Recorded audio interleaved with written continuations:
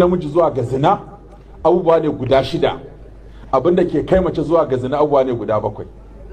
Na namijin su ne nazaratun, fabtisamatun, fasalamun, fakalamun, famau'idun, faliqa'u.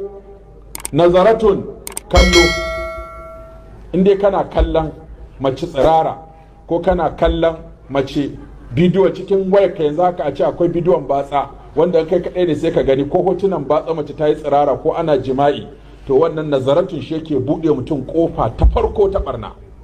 Fabtisamatun, idan ka kalli mace ta yi tsirara, to da ka kalle ta in kuka haɗa ido sai kuma kai murmushi. Nazaratun, fabtisamatun, sai ai murmushi. Fasalamun, ina kwana. Fakalamun, sai ai zance. Famau'idun, a ina za mu haɗu. Faliqa'u, sai a haɗu sai shaidan ya zo ya lalata komai.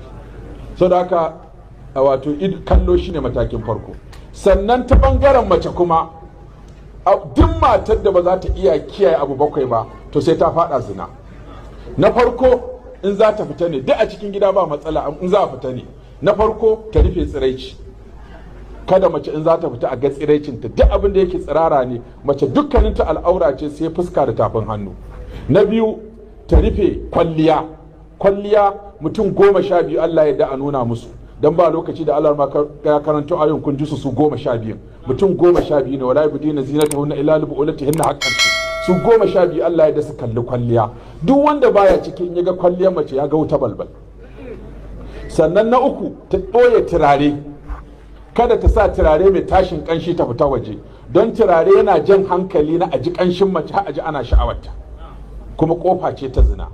Ya ce duk matar da ta caɓa turare mai tashin kanshi ta fita waje don a ji kanshinta, wannan mazinaciya ce.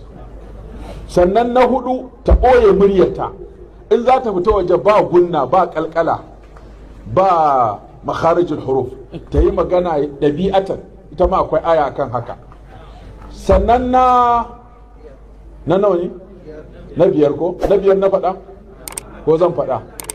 Na biyar. Yawwa, ta ɓoye muryarta ko?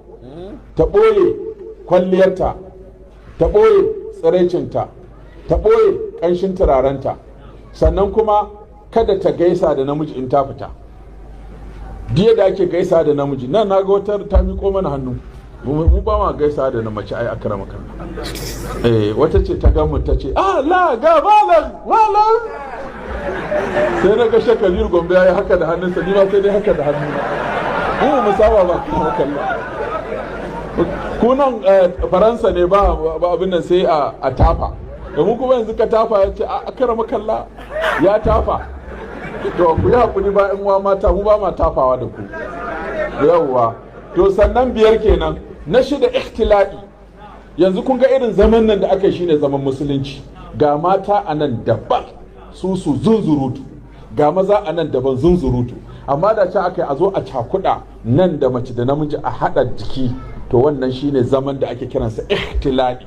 Ma'ana an cuɗanya, an gauraya, an cakuɗa. Wannan zaman shedan su ya zo ya sa wani yayi gengedi dan ya kwanta a haka, ko ya gengedi dan ya kwanta a haka. To kaga wannan musulunci ya hana. Sannan na bakwai shine khalwa.